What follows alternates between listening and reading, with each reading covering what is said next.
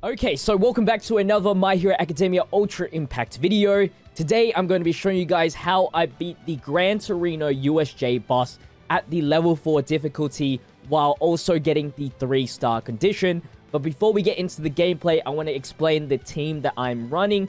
Of course, Gran Torino being green, you want to run majority of a red team. It doesn't have to be a full red team.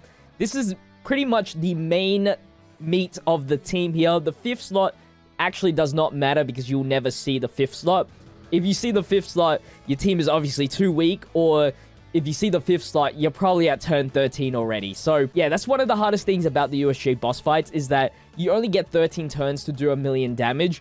And with this team, it can be quite an issue, but with enough good RNG, you can get there. So we are running in our main lineup, red UR Deku, red UR Kirishima, and the red UR Endeavor, with the sub being Bakugo. The reason why I'm bringing Bakugo is that he can lower the defense with his plus ultra and one of his action skills, so that will make the main red team even stronger if he's in there, of course. Also, these are the only 3 red URs you can pull in the game right now.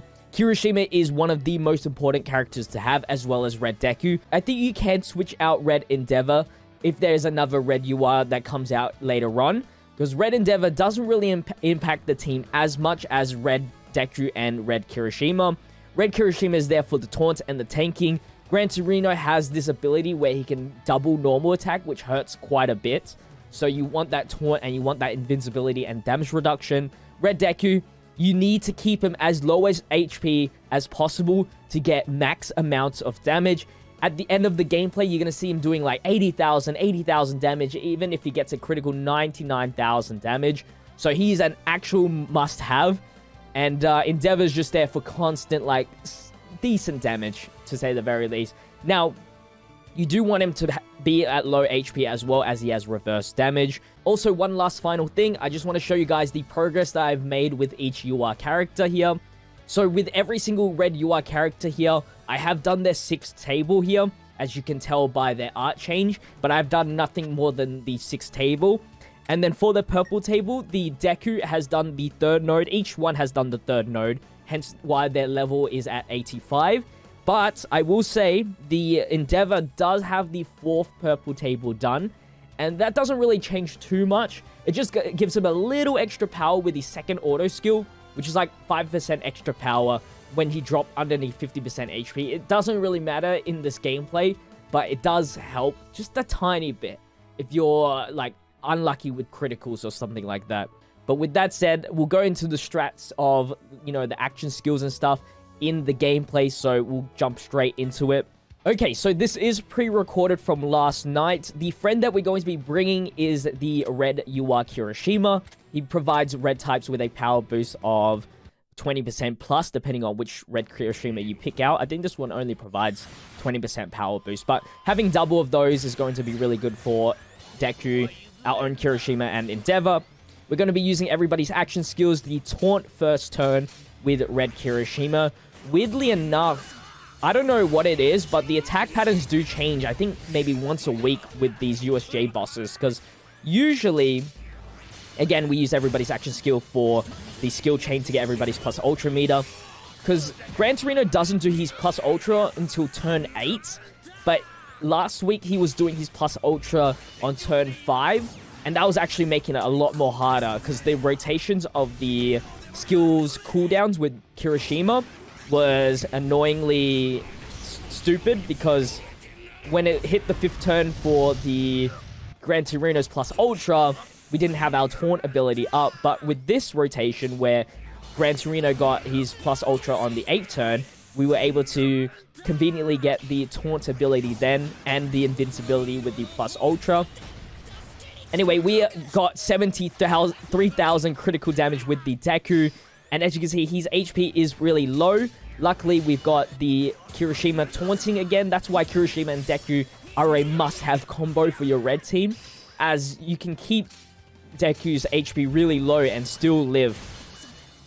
Now, Kirishima is pretty low on HP. I would like it to have, you know, Gran Torino attack Endeavor a few times, just so he's underneath the 50% HP. But conveniently enough, we got the plus ultra with Kirishima, which makes him invincible for 2 turns. So he's got the barrier. And so when Gran Torino is taunted on him, he takes 0 damage, which is perfect. And of course, he's countering, getting like 10,000 damage per turn. This is our first cooldown stage here on turn 9. And unfortunately, Kirishima does die, but it does mean we can bring in our Bakugo, which lowers the enemy's defense, which is awesome. So here I was figuring out if I want a skill chain or if I want a plus ultra with Deku. But I went with the skill chain because we didn't have much turns anyway, so I thought I would buff up the skill and plus ultra as much as possible while we have Deku on the field. This also relies on Gran Torino not attacking now Deku because now we don't have a taunter. Luckily, he was targeting Deku here. So now Endeavor has reverse damage, meaning he's going to do more damage in these last 3 turns, 11, 12, and 13. Plus Ultras go first, because Plus Ultra will activate reverse damage, 80,000 critical. So when we do use our skill attack next turn, it's going to do the maximum amount of damage that we can do. 155,000 HP left on turn 12 here. Got another skill chain to go off. And then we got to hope that it's a critical with Deku, because he won't have any skills after this. 47,000 with our friend Kirishima. I only use the friend Kirishima's plus ultra later on because usually it's a waste of time because it doesn't really matter when you use it. And we did use it after the defense lowering, so that's actually perfect. And yeah, that is pretty much it. We've taken out the Gran Torino level 4, one of the hardest ones, just because it relies on a lot of luck of who Gran Torino is targeting. But that's going to wrap up the USJ level 4 versus the Gran Torino boss. Hopefully, you guys did enjoy. That means I only need one more boss left, which is the green.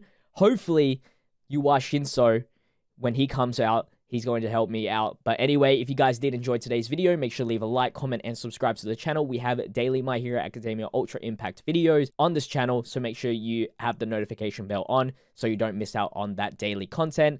But with that said, check out all my social medias linked in the description, and I'll see you guys in tomorrow's video. Stay healthy, stay safe, stay fizzy.